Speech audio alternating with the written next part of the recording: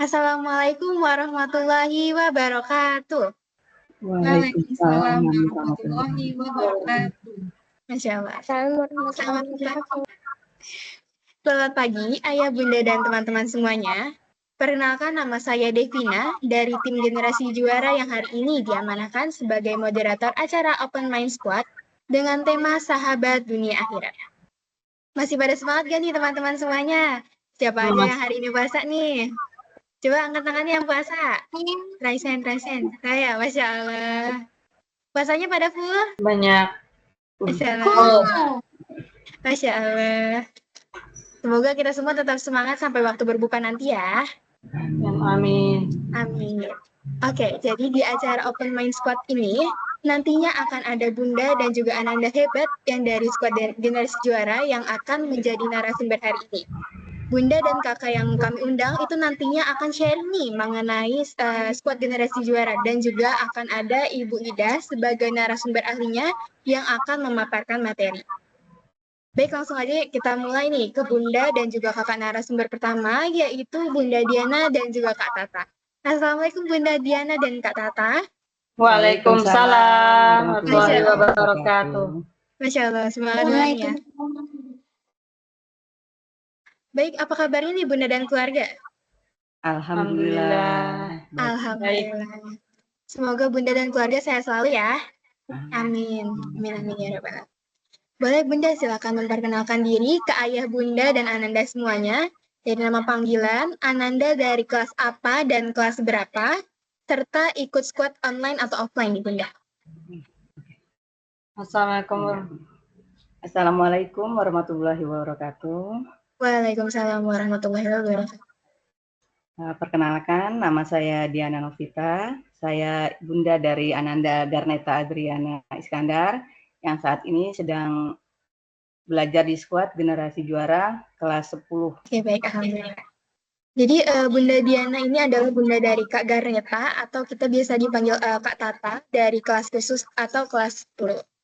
Izin bertanya nih untuk Bunda Diana, apa alasan Bunda itu mendaftarkan Kak Tata di Squad Generasi Juara? Kalau alasan untuk mendaftarkan Mbak Tata itu sebenarnya itu bukan alasan menurut saya. Itu suatu kesempatan yang luar biasa saya rasakan gitu kan. Ketika dipertemukan dengan suatu tempat atau wadah yang bisa memfasilitasi Tata gitu, menerima Tata dengan segala kelebihan dan kekurangannya gitu kan. Dan membuat dia sangat nyaman sekali ketika berada di sekolah itu. Saya ya Allah tak bilang ini bukan kebetulan gitu, ini benar-benar rahmat-Mu ya Allah gitu. Ini mungkin jawaban dari doa-doa saya selama ini gitu kan, ketika mencari tempat yang cocok untuk Ananda dalam ini melanjutkan pendidikannya. Nah, ketika saya sebenarnya squad ini dulu saya belum tahu Generasi Juara itu PKBM yang bagaimana, karena beberapa yang saya survei waktu itu ya masih maju mundur gitu kan. Nah, ketika ketemu dengan PKBM Generasi Juara dan di situ ada squad, setelah saya tahu pemaparannya, terus program-programnya gitu, saya merasa oh sudah ya Allah ini tempat yang tepat untuk Ananda gitu. Dan saya tanpa ragu dan saya bismillah gitu, saya daftarkan Ananda di squad Generasi Juara. Masya Allah, alhamdulillah.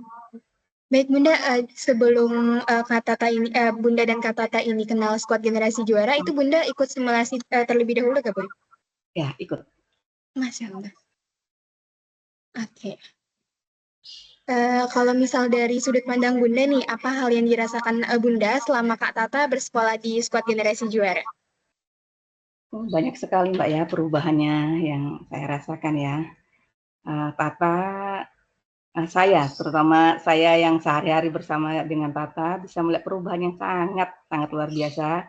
Tata dalam kesehariannya gitu kan, baik perilaku maupun ibadahnya terutama gitu kan, ibadahnya menjadi lebih konsisten, lebih tepat waktu gitu, dan kegiatan sehari-harinya di rumah itu lebih tertata.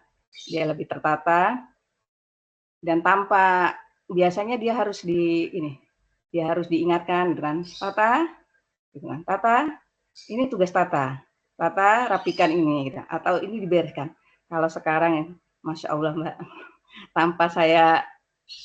tanpa bundanya perintahkan atau bundanya katakan, dia sudah bergerak sendiri. Dari dia bangun tidur sampai dia selesai dengan semua tugasnya dan dia akan laporan, Bunda, hari ini Tata sudah selesai dengan tugas Tata.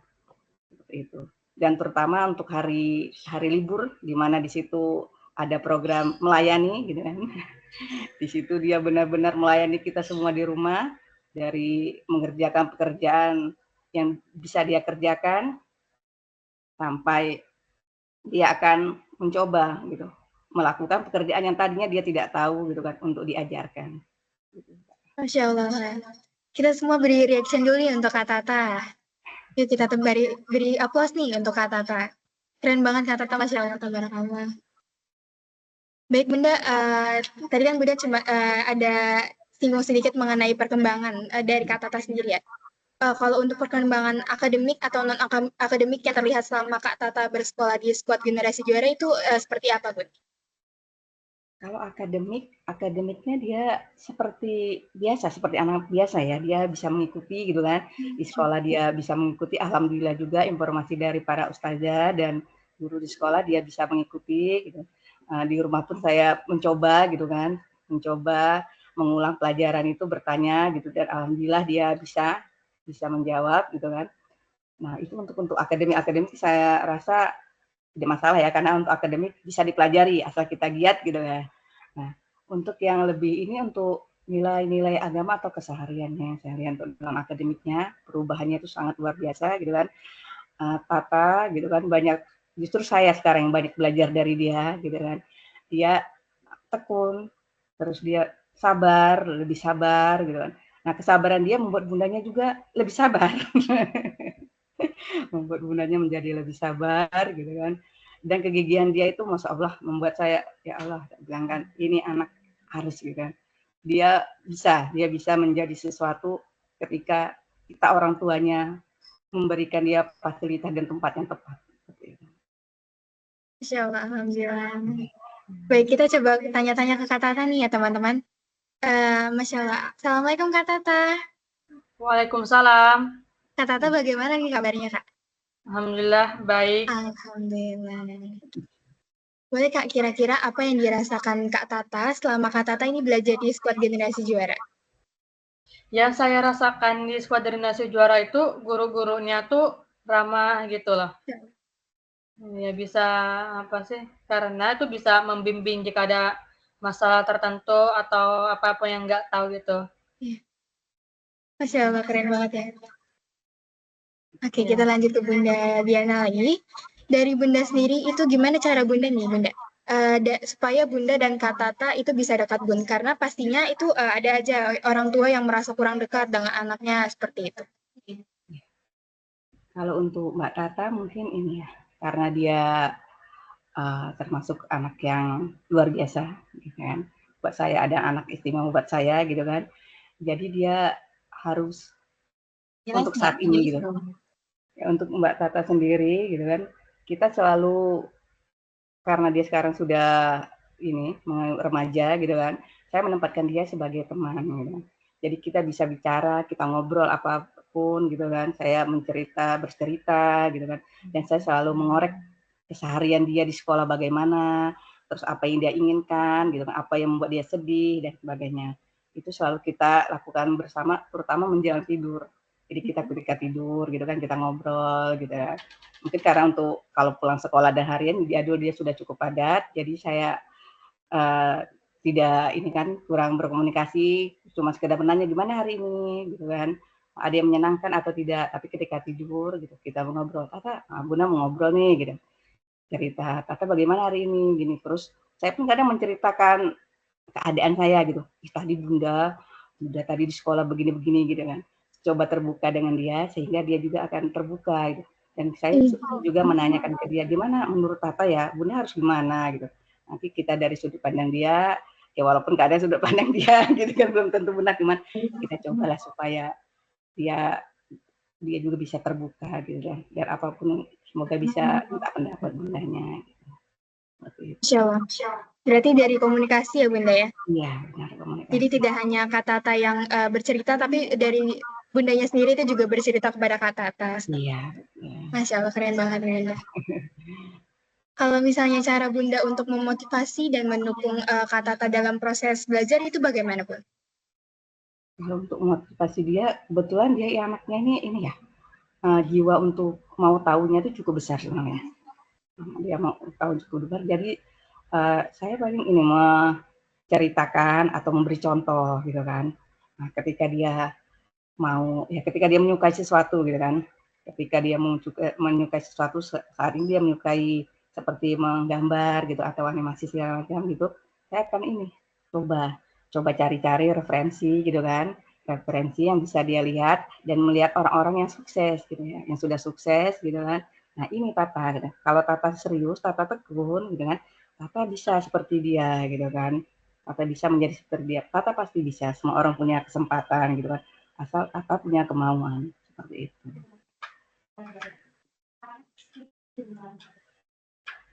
Baik, oke, terakhir nih Bun. Pesan untuk peserta didik Squad Generasi Juara dan juga bagi orang tua yang ingin mendaftarkan anaknya di Squad Generasi Juara itu bagaimana Bun pesannya? Untuk orang tua yang masih ragu untuk mendaftarkan anaknya di Generasi Juara gitu, terutama di Squad, insya Allah gitu. Insya Allah sekolah ini sudah sangat tepat untuk anak-anak kita gitu. Terutama yang saya lihat dari stafnya yang ramah gitu. Stafnya sangat ramah sekali itu yang saya rasakan. Pengajar-pengajarnya yang baik dan lingkungan yang sangat kondusif untuk anak kita, sehingga kita aman melepaskan dia di sana gitu. Kita merasa nyaman ketika anak tidak ada dalam genggaman kita, tidak ada dalam pandangan kita, hati kita nyaman karena dia berada di tempat yang aman. Oke, ini ada pertanyaan dari Kak Adifa Zahra Nuraisa. Itu apakah Kak Tata dan Kak Hafizo punya kegiatan lain di luar sekolah? Ada. Apa tuh Kak? Ini saya pun ada les bahasa Inggris dekat dengan Maharaja setiap hari Sabtu. Dan ngaji juga dari luar kota. Online. Kalau lesnya itu offline Kak? Kalau ngaji online. Kalau les? Offline. Oh, itu les apa Kak?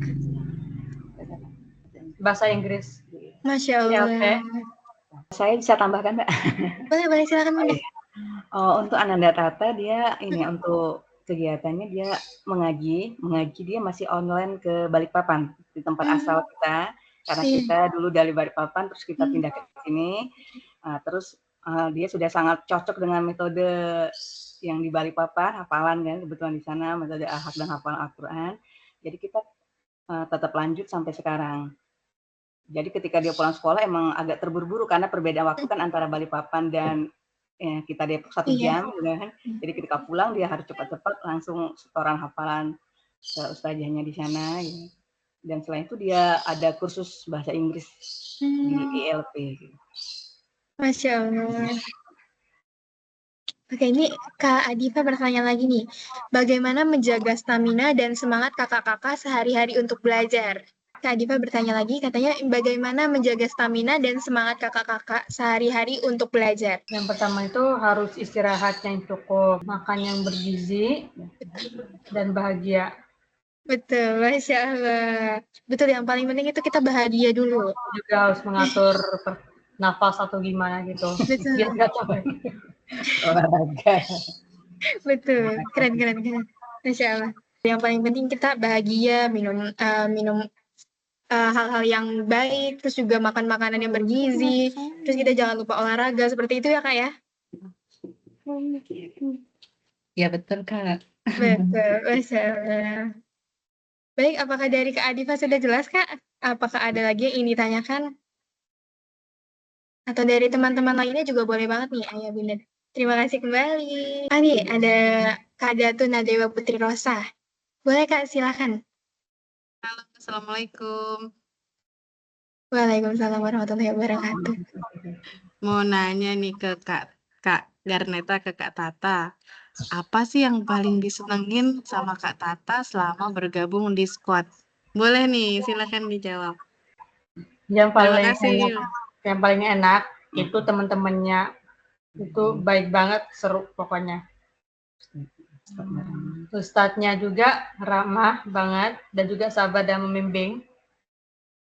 Dan juga staf-stafnya di sana juga ramah. Dan juga tuh tempatnya bersih. Ada satu orang yang agak sedikit mengganggu, tapi nggak apa-apa. Yang penting kan nggak kayak ganggunya remaja-remaja kan. Masya Allah, Alhamdulillah kalau Kak Tata senang di squad ya. Baik, terima kasih banyak Kak Datu atas pertanyaannya. Baik, alhamdulillah untuk pertanyaannya sudah terjawab. Sekarang saatnya kita masuk ke sesi bersama narasumber ahli, yaitu Ibu Ida Nuraini Novianti, yaitu Ketua Yayasan Generasi Juara. Dan berikut CV-nya. Nah, ini adalah CV dari Ibu Ida. Jadi menjadi Ida atau ibu dambaan anak, ayah, dan ibu dunia akhirat.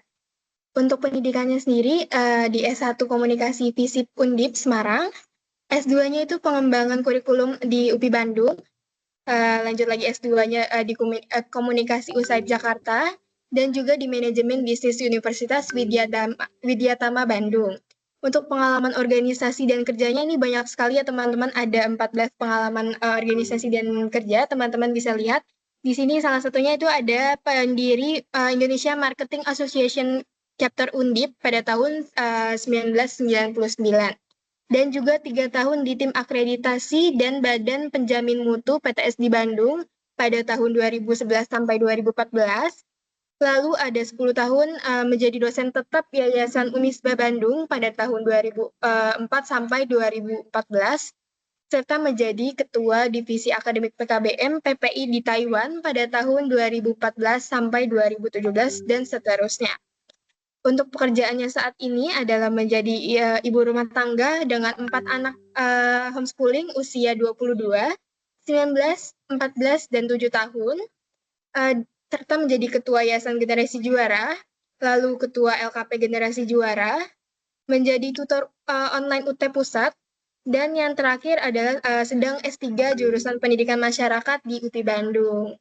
Seperti itu, teman-teman. Oke, terima kasih kepada tim Generasi Juara, juga ayah bunda yang menyempatkan diri untuk lebih mengetahui apa itu squad.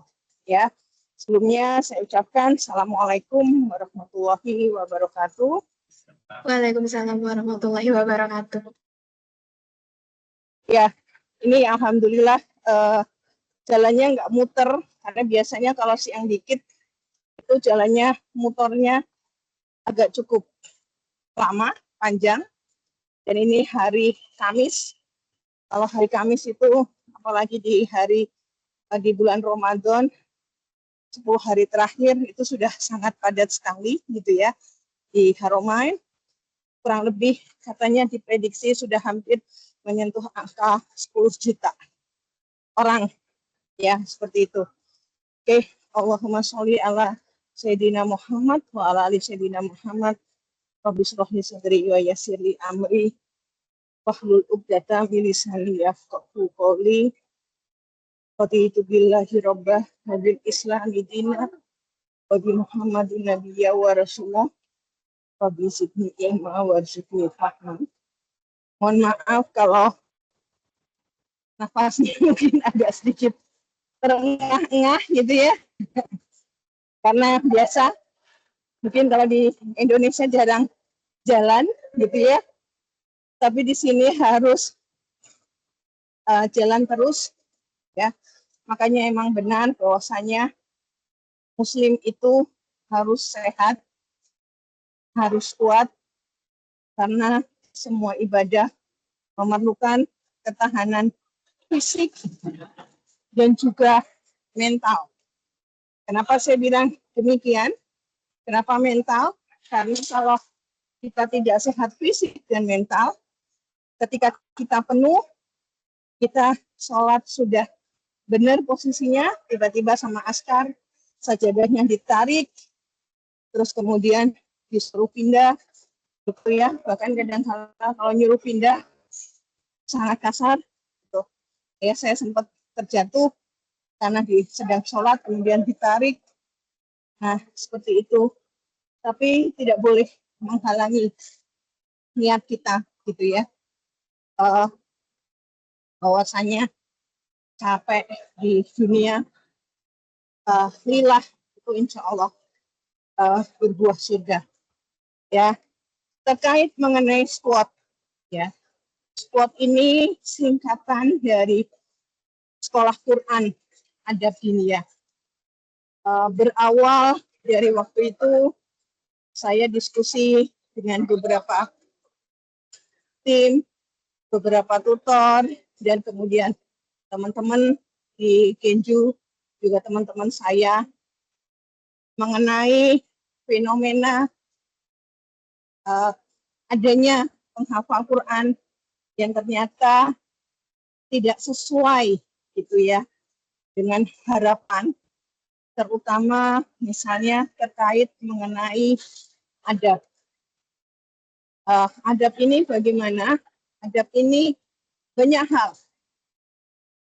Misalnya adab terhadap guru, adab terhadap orang tua, sedangkan sebagai umat muslim yang sangat ingin mendapatkan syafaat dari Rasulullah, kita di sini. Oh ya, kita tidak hanya bersolawat saja, tetapi kita juga harus meneladani, ya, harus meneladani sifat-sifat Rasulullah atau sikap juga dari Rasulullah. Ya, maksudnya gimana? Bahwasanya Rasulullah itu adalah orang yang rajin bekerja, orang yang punya inisiatif, orang yang sangat dermawan, dan segala macam sikap baik lainnya. Nah, ini yang kemudian akhirnya saya diskusi, dan qadarullah waktu itu Bu Afrohah yang sudah lama cuti dari Kenju, karena waktu itu habis melahirkan, terus kemudian COVID, itu kemudian saya ingin waktu itu Bu Afrohah mengajarkan mengaji tahsin untuk anak saya, kemudian ngobrol dan beliau sepakat untuk membantu dan kembali untuk di Kenju. Masya Allah, itu menjadi sebuah suntikan semangat. Yuk Mbak, kita mewujudkan bagaimana nantinya Islam itu jaya kembali. Islam itu di zaman sahabat sangat jaya, bahkan beberapa ilmuwan itu ya Avicenna dan lain sebagainya itu sangat jaya Islam itu gitu ya. Tetapi qadarullah gitu ya, bahwasanya sekarang ini banyak ujian dialami oleh kaum muslim seperti itu. Nah, kami ingin dengan squad ini, ya, mereka yang belajar di squad ini menjadi generasi-generasi Islam yang kuat, yang nantinya jalannya seperti Rasulullah, tegak, rajin bekerja, amanah, jujur, lemah lembut, ya, terus kemudian kalau berjalan itu tidak guntai. Kalau anak zaman sekarang itu kemudian mageran gitu ya. Tetapi generasi-generasi muda atau pemuda-pemuda yang tangguh, yang kuat gitu ya, untuk kemudian menjadikan Islam ini adalah sebagai agama rahmatan lil alamin, ya, seperti itu. Nah, alhamdulillah beberapa saya sering mendapatkan laporan dari guru-guru squad, di mana guru-guru squad ini melaporkan anak-anak sekarang sudah punya inisiatif, ya, ketika mau pulang, membuang sampah, kemudian piket, karena sudah sering ya tayangan-tayangan di IG bahwasanya anak-anak yang dibiasakan mengerjakan pekerjaan rumah tangga ya secara riset di Harvard gitu ya, itu adalah menjadikan anak-anak ini adalah menjadi anak-anak yang kelak adalah tangguh. Dan nantinya di dalam squad ya. Sekarang ini juga saya melihat gitu ya. Bahkan anak saya kan gabung di squad itu juga sudah mulai bisa memahami jika sudah menjadi takdir. Karena pemahaman terhadap takdir itu harus ditanamkan sejak sedini mungkin gitu ya. Maksudnya gimana? Jadi misalnya pada saat itu saya ingat betul gitu, ketika anak saya lupa atau tertinggal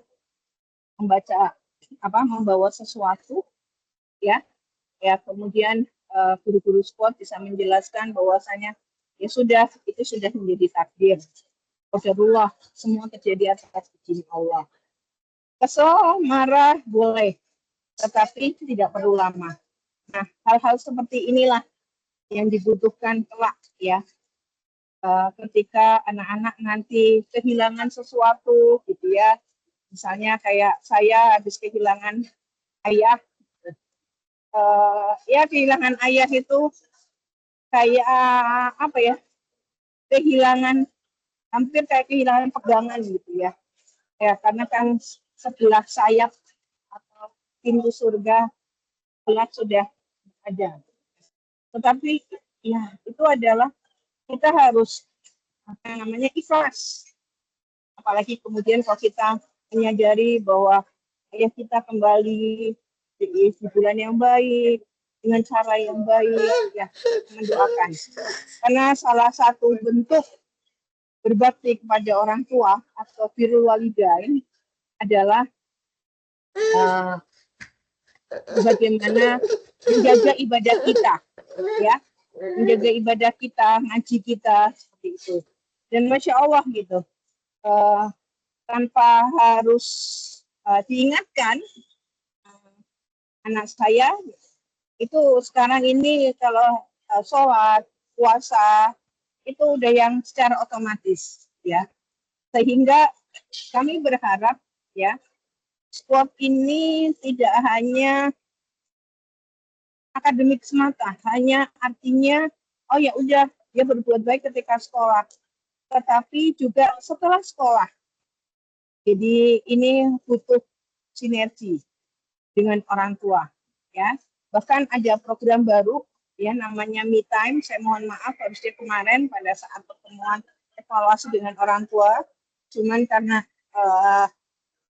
saya sedang waktu itu ada umroh bareng satu grup sehingga saya tidak bisa mendampingi. Nanti insya Allah setelah masuk kembali itu adalah saya ingin ngobrol secara private dengan masing-masing orang tua.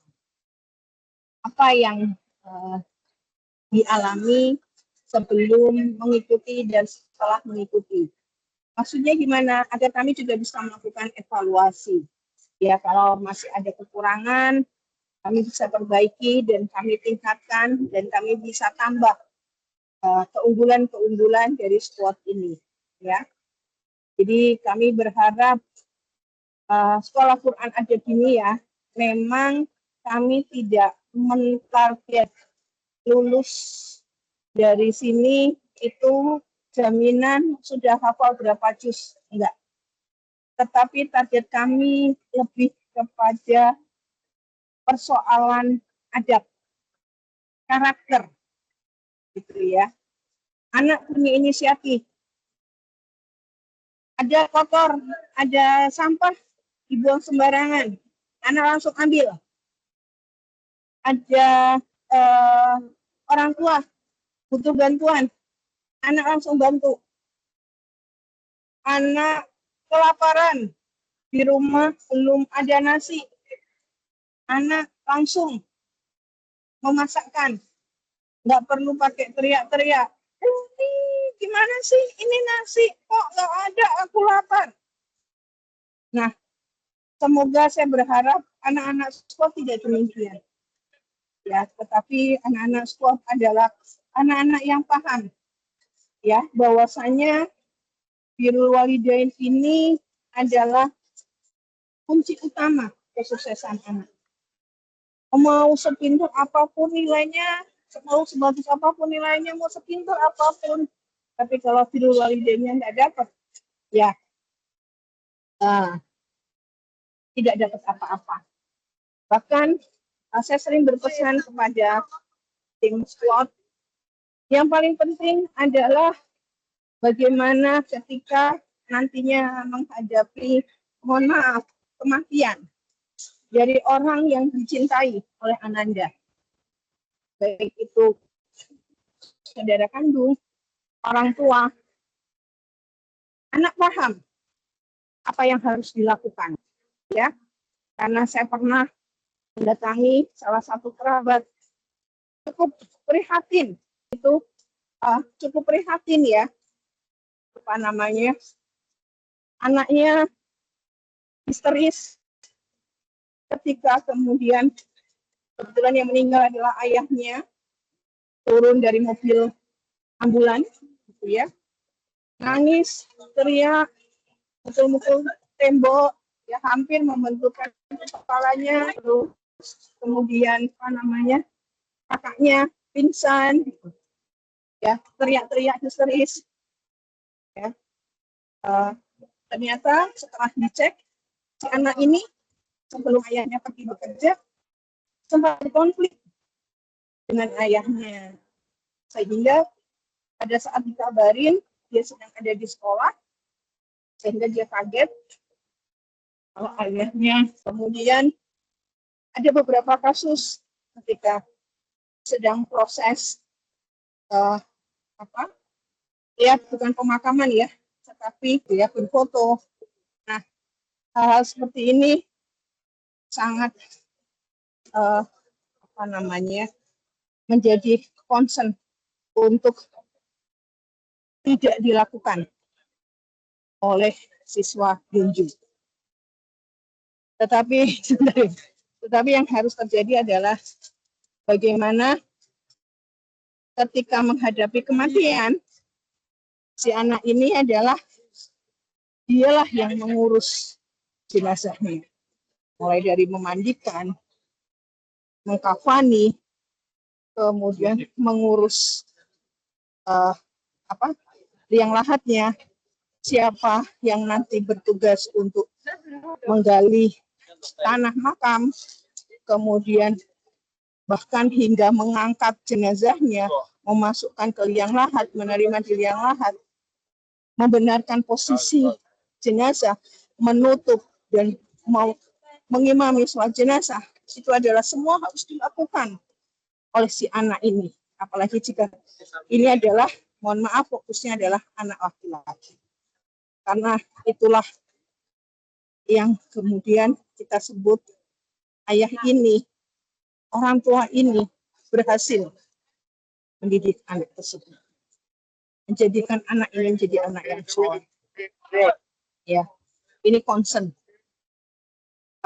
saya benar-benar minta kepada tim squad.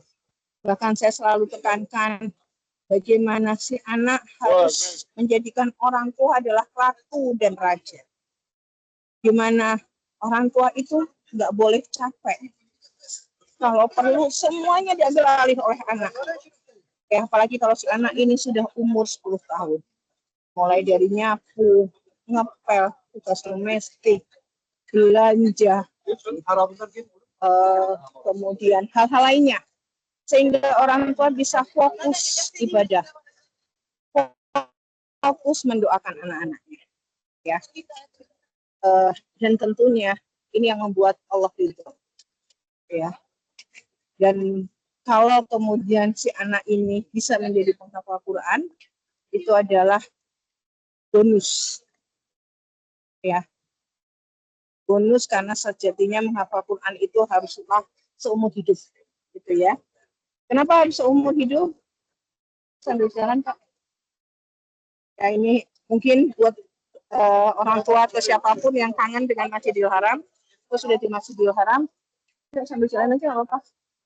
Sambil jalan aja. Sambil jalan. Nah, ke sana masuk. Ya.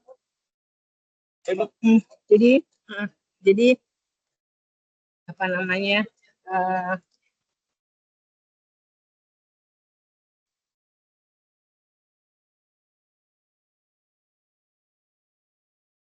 Tentunya sangat berharap ya sebagai orang tua meninggalkan anak-anak yang soleh harus tabungan kita, sehingga nanti kelak kita bisa berkumpul kembali ya di surganya ya bersama orang-orang soleh lainnya seperti itu ya. Ini itu Mbak dari saya, monggo kalau mau ada pertanyaan. Baik, Bu Ida, terima kasih banyak atas pemaparannya. Sebelumnya turut berduka cita untuk Bu Ida dan juga keluarga atas berpulangnya ayahanda dari Ibu Ida. Mari kita sama-sama berdoa ya teman-teman, membacakan suratul Al-Fatihah. Berdoa dimulai.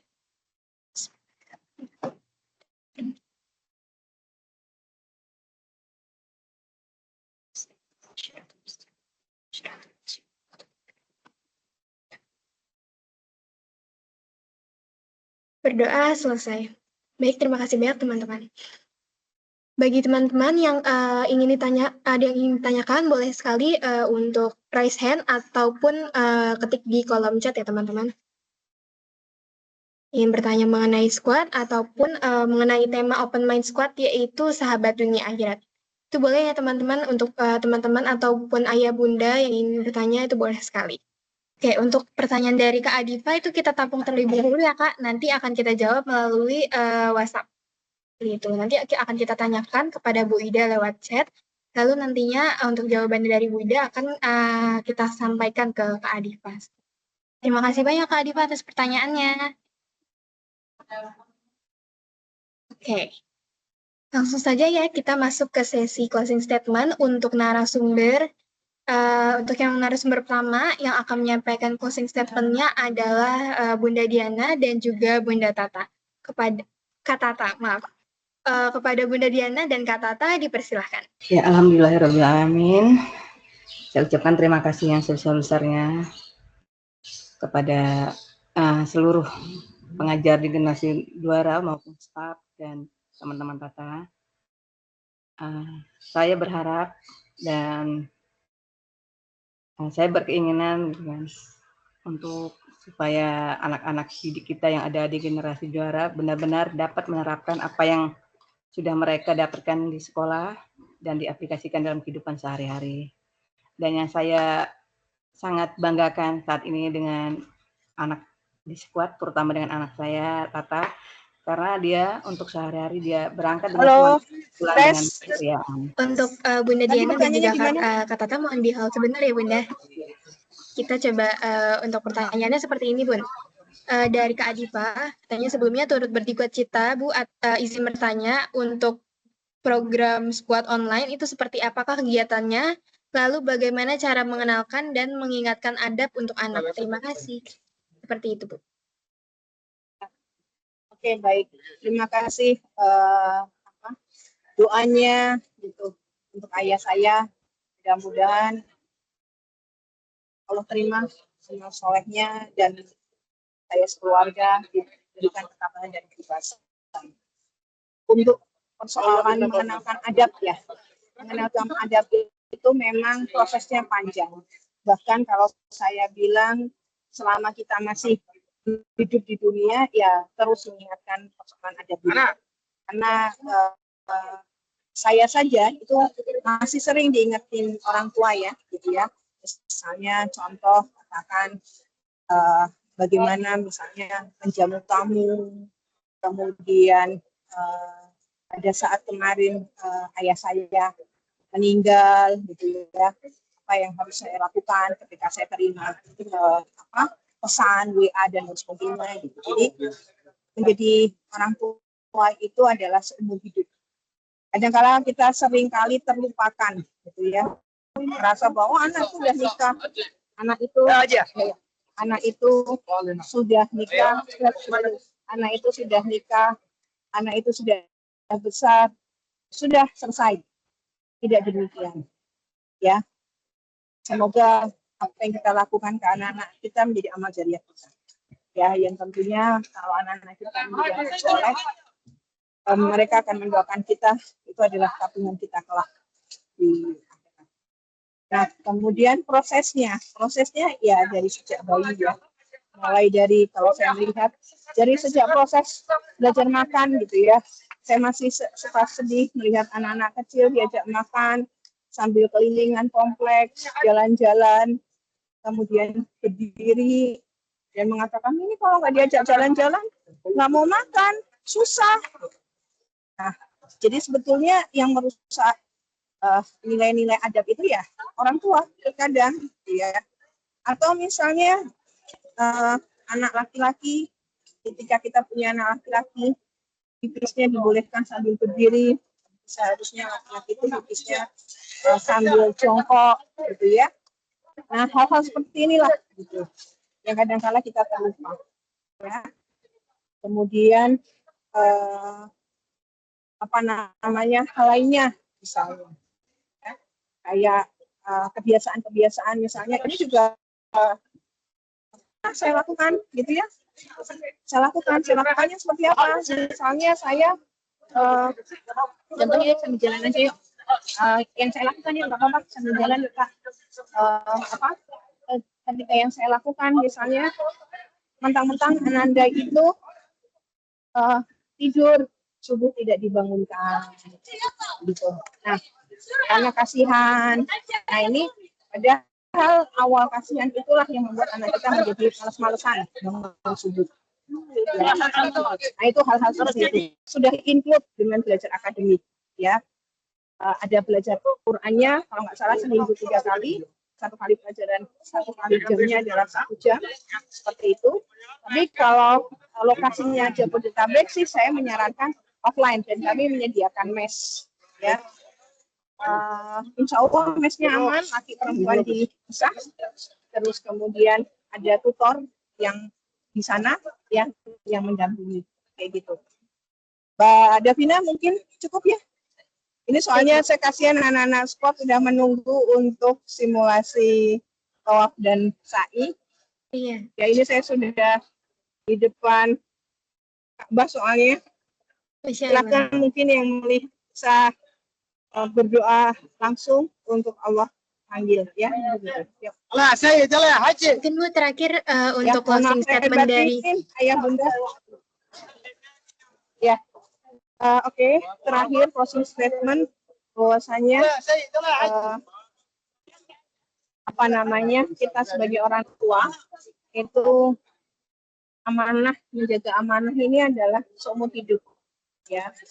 Dan semoga apa yang kita upayakan itu menjadi amal jariah tabungan kelak kita di surga.